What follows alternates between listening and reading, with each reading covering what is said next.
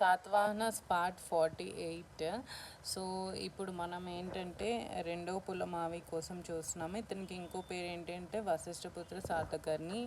Okay, so ఈ topic Satavahanas topic మనం Jogi Naidu book నుంచి అయితే కవర్ చేస్తున్నాము. ఓకే, సో నేను చెప్పాను కదా, రుద్రదాముడు అతని శాసనం జూనాగఢ్ శాసనంలో చెప్పారనమాట పులమావిని రుద్రదాముడు ఓడించినట్టు. సో ఎప్పుడైతే రెండో పులమావి రుద్రదాముడి చేతిలో పరాజయం పొందారో అప్పుడు అతని రాజధాని ప్రతిష్టానపురం నుంచి అమరావతికి మార్చడం జరిగింది. ఇతని కాలంలో అమరావతి స్తూపం అంటే బౌద్ధ మతం నిర్మించబడిందనమాట.